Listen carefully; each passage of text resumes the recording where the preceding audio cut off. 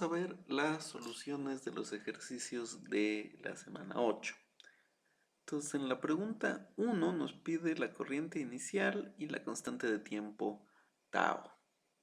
Entonces sabemos que el capacitor tiene una carga inicial de 20 microcoulombios y sabemos que por lo tanto que su voltaje es de 10 volts en ese instante, simplemente por la relación entre voltaje, carga y capacitancia.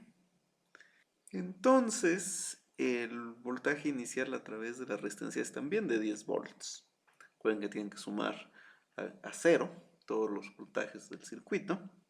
Entonces, pues simplemente por ley de Ohm encontramos que es 0.1 miliamperes la corriente inicial.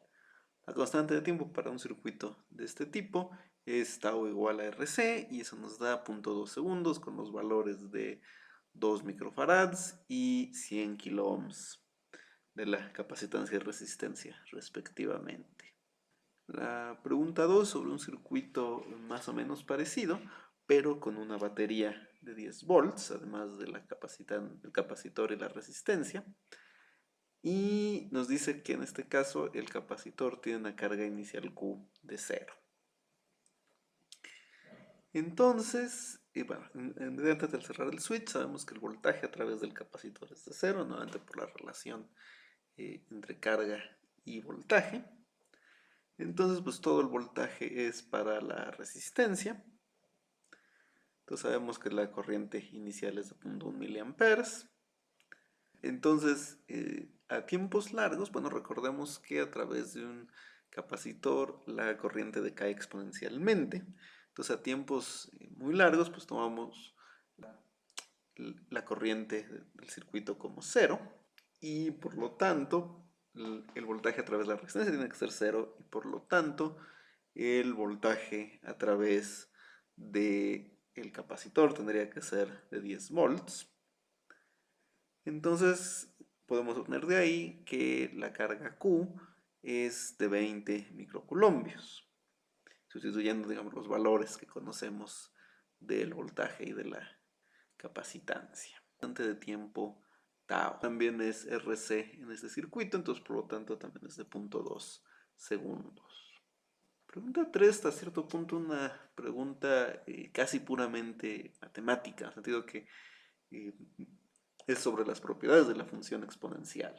Tenemos que un capacitor tiene un voltaje inicial de 18 volts, se conecta en series con la resistencia, después de 10 segundos el voltaje del capacitor ha disminuido a 12 volts y nos pregunta el voltaje después de 10 segundos más.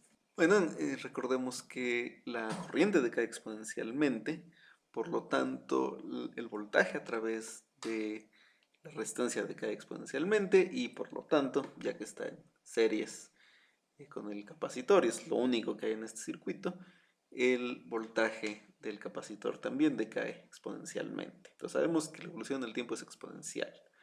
Nos dice que después de 10 segundos disminuyó un factor de 2/3, porque pasó de 18 volts a 12 volts.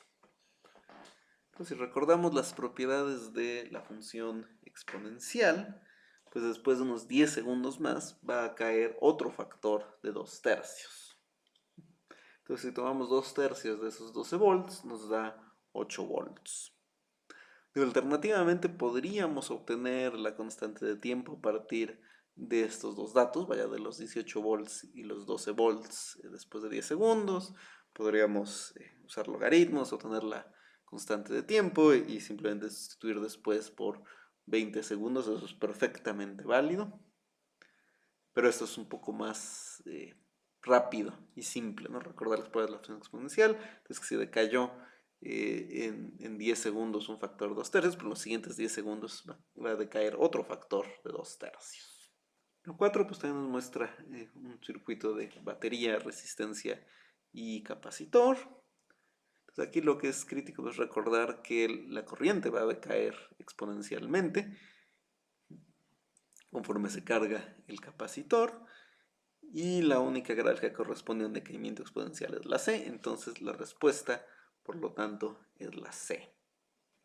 En la pregunta 5 nos pide la corriente eléctrica a través de cada uno de los circuitos, de los elementos de circuito, y las dos resistencias y el capacitor, y nos lo pide, digamos, en t igual a 0 y a tiempos muy largos, ¿no?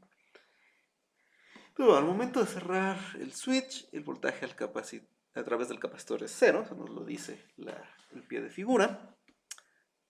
Y entonces el voltaje a través de ambas resistencias es el mismo, ya que el capacitor es la que están en serie con el capacitor, pues deben sumar 6 volts, y la otra también debe sumar 6 volts por reglas de Kirchhoff.